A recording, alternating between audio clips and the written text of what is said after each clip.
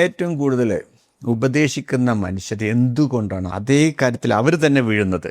ഒരു കാര്യം നിങ്ങൾ ശ്രദ്ധിച്ചിട്ടുണ്ടോ? ചിലർ എപ്പോഴും പറയണത് ദേഷ്യപ്പെടരുത്, പക്ഷേ ഒരു ദിവസം അവർ തന്നെ എല്ലാവരുടെയും മുന്നിൽ നിയന്ത്രണം നഷ്ടപ്പെടുത്തുന്നു. ചിലർ നിരന്തരം പറയണത് പണം ജീവിതത്തിലെ എല്ലാം അല്ല, പക്ഷേ പണത്തിൻ്റെ കാര്യത്തിൽ തന്നെ ഏറ്റവും വലിയ തർക്കങ്ങളിൽ അവർ തന്നെ അകപ്പെടുന്നു. ചിലർ കുടുംബ ബന്ധങ്ങളെക്കുറിച്ച് മണിക്കൂറുകളോളം സംസാരിക്കും, പക്ഷേ അവരുടെ സ്വന്തം കുടുംബം തകർന്നു കൊണ്ടിരിക്കുകയായിരിക്കും. അപ്പോൾ സമൂഹം എന്താണ് പറയുന്നത്? ഇയാൾ മുഴുവൻ കാപ്പട്യമായിരുന്നു. പക്ഷേ ഞാൻ വർഷങ്ങളായി മനുഷ്യനെ നിരീക്ഷിച്ചപ്പോൾ മറ്റൊരു കാര്യം മനസ്സിലായി. പലപ്പോഴും മനുഷ്യൻ ഏറ്റവും കൂടുതൽ സംസാരിക്കുന്നത് അവർ ഏറ്റവും കൂടുതൽ യുദ്ധം ചെയ്യുന്ന വിഷയത്തെക്കുറിച്ചാണ്. കാരണം ആ യുദ്ധം അവൻ്റെ ഉള്ളിൽ ദിവസവും നടക്കുകയാണ്. ഒരു മനുഷ്യൻ ഒരിക്കലും ദേഷ്യപ്പെടാറില്ലെങ്കിൽ ദേഷ്യത്തെക്കുറിച്ച് അവനധികം സംസാരിക്കില്ല. ഒരു മനുഷ്യന് ആത്മവിശ്വാസം ഒരിക്കലും പ്രശ്നമായിട്ടില്ലെങ്കിൽ അയാൾ ആത്മവിശ്വാസത്തെക്കുറിച്ച് അയാൾ സംസാരിക്കില്ല. പക്ഷേ ജീവിതത്തിൽ ആ മേഖലയുമായി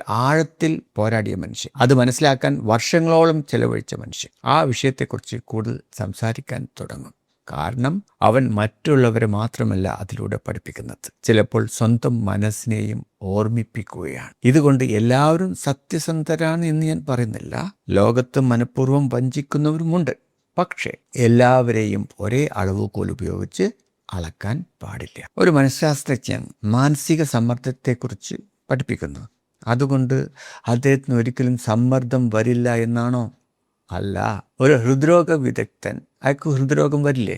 വരും. ഒരു സാമ്പത്തിക ഉപദേഷ്ടാവിന് സാമ്പത്തിക നഷ്ടം സംഭവിക്കില്ലേ? സംഭവിക്കും. അപ്പോൾ ഒരു മനുഷ്യൻ ഒരു വിഷയം പഠിപ്പിക്കുന്നു എന്നതുകൊണ്ട് അവൻ ആ വിഷയത്തിൽ ജീവിതകാലം മുഴുവൻ പൂർണ്ണനായിരിക്കുമെന്ന് പ്രതീക്ഷിക്കുന്നത് യഥാർത്ഥമല്ല. ഞാൻ എൻ്റെ ജീവിതത്തിൽ മനസ്സിലാക്കിയ ഒരു കാര്യമുണ്ട്. നമ്മൾ നിരന്തരം പഠിപ്പിക്കുന്ന കാര്യങ്ങൾ ആദ്യം നമ്മളെ തന്നെ ഓർമ്മിപ്പിക്കേണ്ട കാര്യങ്ങളാണ്. ഓരോ വീഡിയോയും ഓരോ ക്ലാസ്സും ഓരോ സംഭാഷണവും മറ്റുള്ളവർക്ക് ഉള്ള പോലെ തന്നെ നമുക്ക് തന്നെയും വേണ്ടതാണ്. അതുകൊണ്ടാണ് ചിലപ്പോൾ ഒരു ട്രെയിനർ വേദിയിൽ നിന്ന് ഇറങ്ങിയതിന് ശേഷം അയാളും ഒരു മനുഷ്യനായി തന്നെ ജീവിക്കേണ്ടി വരുന്നത്.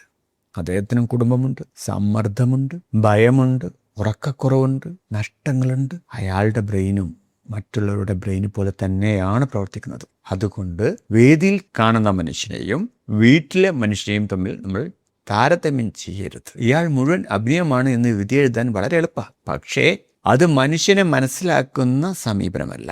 ഇവിടെ ഒരു അപകടം കൂടിയുണ്ട്. പ്രത്യേകിച്ച് പ്രഭാഷകരും ട്രെയിനർമാരും മനഃശാസ്ത്രജ്ഞരും കലാകാരന്മാരും നിരന്തരം മനുഷ്യരുടെ വികാരങ്ങളുമായി ഇടപഴകുന്ന ആളുകളും ഒരേ വിഷയത്തെക്കുറിച്ച് വീണ്ടും വീണ്ടും ചിന്തിക്കുമ്പോൾ, അതായത് അവർ മറ്റുള്ളവരെ ഉപദേശിക്കുകയാണ്, അല്ലെങ്കിൽ ആർക്കും വേണ്ട ഉപദേശങ്ങൾ കൊടുക്കുകയാണ്. ആ സമയത്ത് ആ വിഷയത്തെക്കുറിച്ച് അവർ വീണ്ടും വീണ്ടും ചിന്തിക്കുകയാണ്. അപ്പോൾ അവരുടെ മനസ്സിനെ അതിൽ നിന്ന് വേർപ്പെടുത്തി വിശ്രമിക്കാൻ അവർക്ക് സമയം ലഭിച്ചില്ലെങ്കിൽ അവർക്ക് ക്ഷീണം വരും, വികാരങ്ങൾ അടിഞ്ഞുകൂടും, അത് ജീവിതത്തെയും ബാധിക്കും. അതുകൊണ്ടാണ് മനുഷ്യനെ സഹായിക്കുന്ന ആളുകൾക്കും സ്വന്തം മനസ്സിനെ പരിപാലിക്കുന്ന ശീലങ്ങൾ ആവശ്യമായിട്ട് വരുന്നത്. ഇതാണ് ഉയർന്ന പെർഫോമൻസ് ലോകത്ത് പലപ്പോഴും അവഗണിക്കപ്പെടുന്ന സത്യം. പ്രവർത്തിക്കാൻ എല്ലാവരും പഠിപ്പിക്കും, പക്ഷേ വിശ്രമിക്കാൻ വളരെ കുറച്ചു പേരാണ് പഠിപ്പിക്കുന്നത്. അതുകൊണ്ടാണ് ഞാൻ പ്രൊഫഷണൽസിനോടും സംരംഭകരോടും പറയുന്നത്, നിങ്ങളുടെ കലണ്ടറിൽ മീറ്റിങ്ങുകൾ മാത്രമല്ല, മനസ്സിന് ശ്വാസം കിട്ടുന്ന സമയം കൂടി ഉണ്ടാകണം. IES ലിനിയർ എനർജി ആക്ടിവേഷൻ സിസ്റ്റത്തിലും ഇതിൽ ഞാൻ വളരെ പ്രാധാന്യം നൽകിയിട്ടുണ്ട്. കാരണം ഉയർന്ന പെർഫോമൻസ് എന്നത് കൂടുതൽ മണിക്കൂറുകൾ ജോലി ചെയ്യുക എന്നുള്ളതല്ല, ഉയർന്ന ഊർജത്തോടെ വ്യക്തമായ മനസ്സോടെ ദീർഘകാലം പ്രവർത്തിക്കാൻ കഴിയുക എന്നുള്ളതാണ്. എന്നൊരു ചെറിയ പരിശീലനം നമുക്ക് ചെയ്യാം. നിങ്ങൾ ജീവിതത്തിൽ ഏറ്റവും കൂടുതൽ സംസാരിക്കുന്ന വിഷയം ഏതാണെന്ന് വിശകലനം ചെയ്യുക. അത് ആത്മവിശ്വാസത്തെക്കുറിച്ചാണോ, പണത്തെക്കുറിച്ചാണോ, സ്നേഹത്തെക്കുറിച്ചാണോ, കുടുംബത്തെക്കുറിച്ചാണോ, ഭയത്തെക്കുറിച്ചാണോ? അതിനുശേഷം നിങ്ങളോട് തന്നെ നിങ്ങളൊരു ചോദ്യം ചോദിക്കുക, ഞാൻ ഇതിനെക്കുറിച്ച് സംസാരിക്കുന്നത് മറ്റുള്ളവരെ സഹായിക്കാൻ മാത്രമാണോ, അതോ എൻ്റെ ജീവിതത്തിലും ഇപ്പോഴും തുടരുന്ന ഒരു യാത്രയായതുകൊണ്ടാണോ? ആ ചോദ്യത്തിന് സത്യസന്ധമായ ഉത്തരം കിട്ടിയാൽ നിങ്ങൾ മറ്റുള്ളവരെ കൂടുതൽ വിനയത്തോടെ കാണാൻ തുടങ്ങും, സ്വന്തം അപൂർണതയെയും കൂടുതൽ സ്നേഹിക്കാൻ തുടങ്ങും. ഇതൊന്ന് ഓർക്കുക. പഠിപ്പിക്കുന്ന മനുഷ്യനും പഠിച്ചുകൊണ്ടിരിക്കുന്ന മനുഷ്യനാണ്. വഴി കാണിക്കുന്ന മനുഷ്യനും അതേ വഴിയിലൂടെ തന്നെ അയാൾ ദിവസവും നടക്കുന്നുണ്ട്. അടുത്ത എപ്പിസോഡിൽ നമ്മൾ എന്തുകൊണ്ടാണ് ശക്തനായ ആളായിട്ട് അഭിനയിക്കുന്നത്, എന്തുകൊണ്ടാണ് നമ്മുടെ ഭയങ്ങളും ബലഹീനതകളും ഏറ്റവും അടുത്ത ആളുകളിൽ നിന്ന് പോലും നാം മറക്കുന്നത്,